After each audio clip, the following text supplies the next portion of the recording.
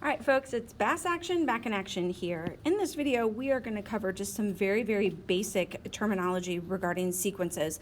There's a lot more that we could cover, but we're just going to cover some basics since we are going to be kind of short on time for this topic.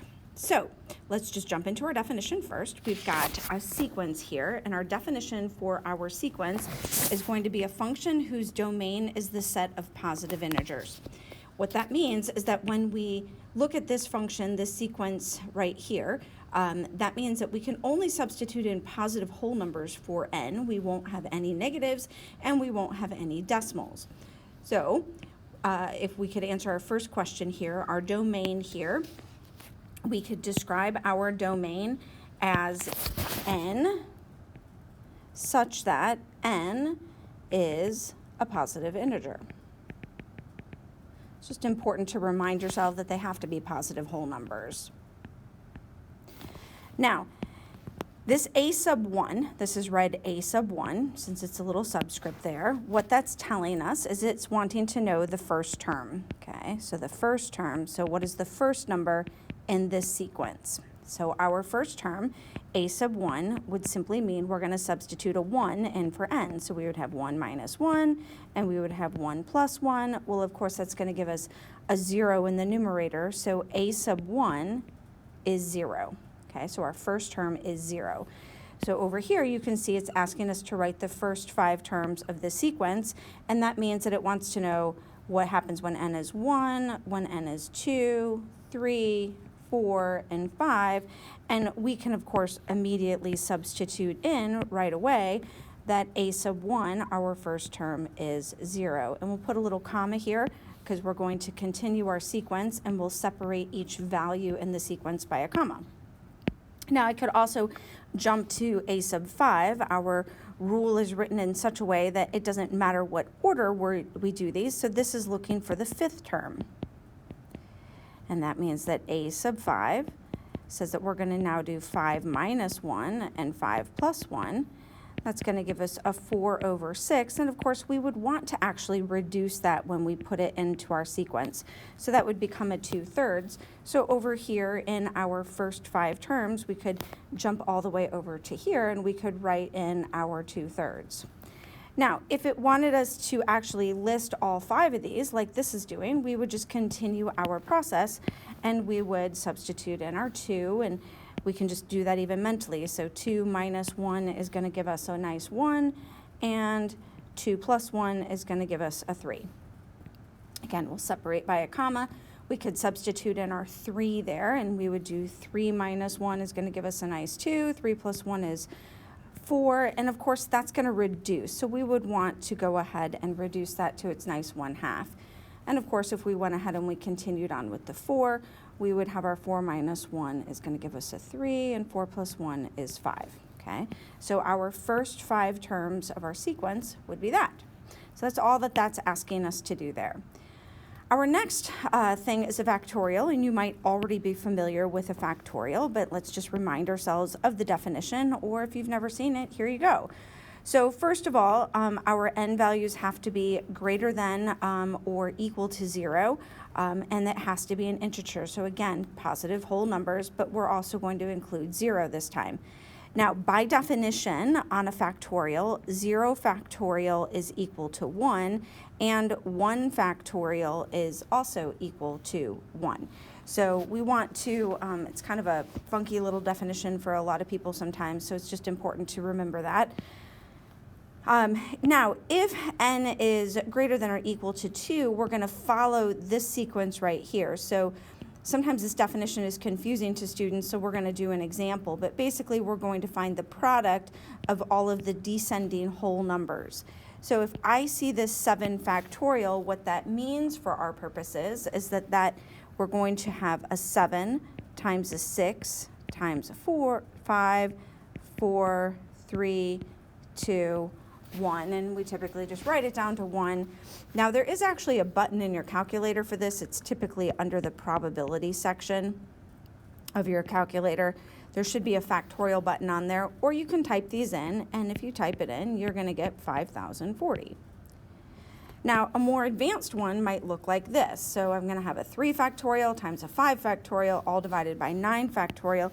And there's a few little things that we can do with this. We can say 3 times 2 times 1, expanding our first part. Then I can expand the 5 times 4 times 3 times 2 times 1. And when I divide that by 9 factorial, I'm going to have 9, 8, 7, 6, 5. And when I get to this 5, what I know is that if I continued, I would end up with 5, 4, 3, 2, 1, which is exactly the same as I have right there. So that's essentially 5 factorial. So I can save myself some work by recognizing this is going to become 5 factorial and will actually cancel with that one. I can also cancel this 3 times 2 is this 6. So ultimately, I only end up with the 1 in the numerator and the 9 times 8 times 7 in the denominator, which is going to give me a 1 over 504. The next thing that we're going to look at is this summation notation. Now we're going to do more things with each of these elements, so don't worry too much. Again, I'm just trying to cover our basics of the vocabulary. This symbol right here is the Greek letter sigma. Those of you who eventually go on to college, you'll see this in the Greek letters. So that stands for sigma, and mathematically it means to add.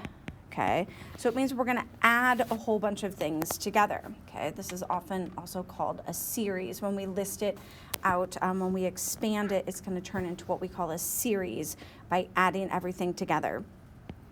Now, this starting location, you'll see when we translate this to an actual problem, is going to tell us what term number to start at. So this is a term number, not a value, a term number. So that's a term number, and this is also a term number. It's not the value. That's really important to keep straight, is that it's not the value. And then this right here is the rule that we're going to follow. So let's take a look at one. When it asks us to write out the sum, it wants us to list the first term and keep listing the terms until we get to the 5th term. And then instead of having commas, we're going to have plus signs. We're just going to add them.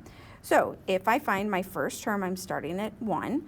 So that's going to give me a 1 over 1, which of course is just 1. And then since it's a sigma, this sigma tells me I'm going to do a plus here now instead. Now I'm going to keep going until I get to the 5th term. So sometimes students might even want to do like a 1, 2, 3, 4, 5 to make sure that they listed all the terms that they needed. So if I put in a 2, that's now going to give me a 1/2, and a 3 is going to give me 1 over 3, and a 1 over 4, and a 1 over 5. This would be our answer if we were asked to write that out, to expand that summation notation. Now notice on this one, it has me stopping at n, okay?